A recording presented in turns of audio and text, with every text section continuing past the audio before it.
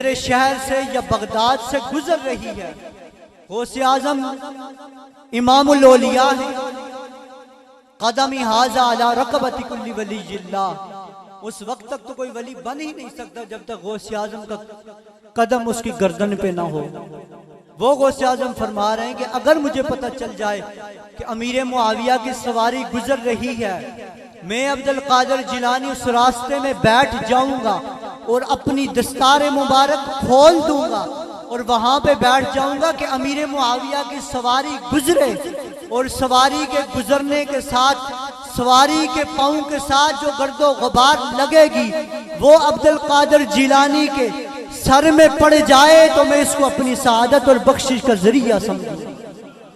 हमारे बुजुर्गों का तो ये अकीदा था, इसलिए कि मैं कादरी हूं।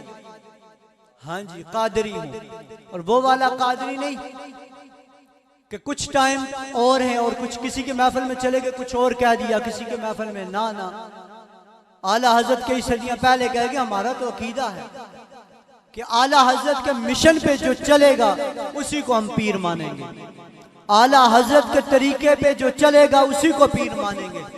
नहीं तो कोई पीर हो, कोई मौलवी हो, कोई नातखान हो, कोई भी हो, जो आला हजरत के तरीके से, जो काबिरीन अहले सुन्नत के तरीके से हटे, ना हम ऐसे पीर को, ना हम ऐसे मौलवी को, ना हम ऐसे नातखान को मानते हैं। मैं नात का मुखालिफ नहीं, मैं नात का कायल हूं। नात तो हमारा ईमान है, मगर नात भी वो जो आला हजरत फाज़िल बरेलवी की बंदा पढ़े मगर उसका अकीदा भी ठीक हो। सिर्फ नात सुन ली, सारी रात कानून का चस्का लेके घर चले गए, बदअकीदा से नात सुनते रहे, पैसे निछावर करते रहे, सारी रात बदअकीदा नात पढ़ता रहा। फिर सुबह जाके अपने मोहल्ले की मस्जिद के इमाम साहब को जाकर मसले पूछते कि बताएं जी मुआविया का मतलब क्या है। वो मेरे उस्ताद गिरामी फरमाते हैं एक शख्स उनके पास आया, बड़े अरसे से नमाजें पढ़ रहा। एक दिन सुबह फजर की नमाज के बाद उस्ताद जी घर जाने लगे तो पूछता कि बताइए मुआविया का मतलब क्या है। कि जिसके दिल में चोर हो ना, चोर, फिर उसको तरह तरह के वसवसे आते हैं। नहीं तो मुआविया का मतलब तो आला हज़रत फाज़िल बरेलवी बता गए।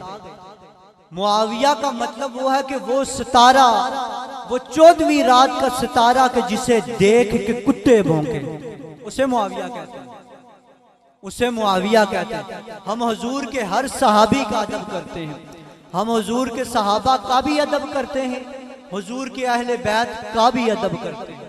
सुन्नी होता ही वो है जो हुजूर के सहाबा को भी माने, हुजूर के अहले बैत से भी मोहब्बत करे।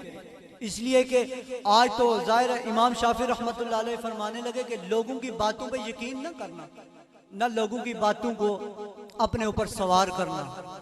लोग तो ज़ाहिर मुंह में ज़बान रखते हैं, बातें करते हैं। इमाम शाफी फरमाते हैं अगर लोगों की बातों को पीठ पे सवार कर लोगे ना तो ये तुम्हारे कद को नीचा कर देंगे, कद तुम्हारा झुका देंगे। अगर इनको पाँव के नीचे रख के चलोगे ना तुम्हारा कद ऊंचा हो जाएगा।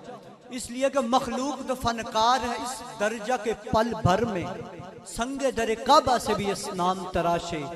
तुम क्या हो, क्या चीज है दाग कबाबी, लोगों ने तो मरियम पे भी इल्जाम तराशे।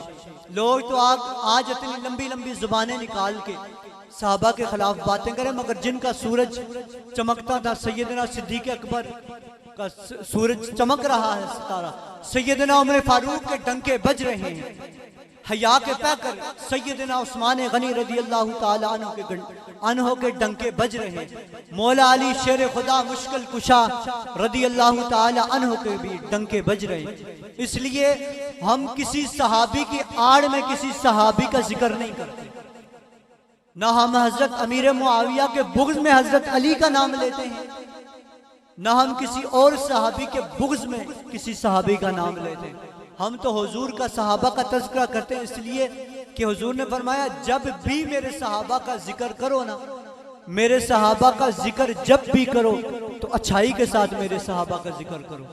कभी उनको अपने तंज का जरिया ना बनाना, उनके ऊपर कभी उंगली ना उठाना। जब भी मेरे सहाबा का जिक्र करना तो अच्छे लफ्जों में करना।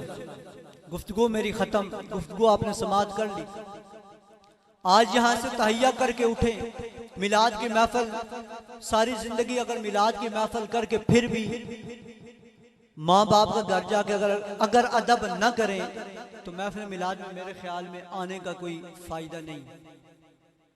महफिल मिलाद से जाएं, ये तहैया करके जाएं कि मालिक जो गुजर गई सो गुजर गई, आज के बाद जो बाकी जिंदगी रह गई हुजूर अलैहिस्सलातु वस्सलाम की गुलामी में, हुजूर के सहाबा और अहले बैत की मोहब्बत में अपनी जिंदगी गुजारूं। जो कुछ मैंने कहा अल्लाह इस पे अमल की तौफीक अता फरमाए। आखिर दावायान।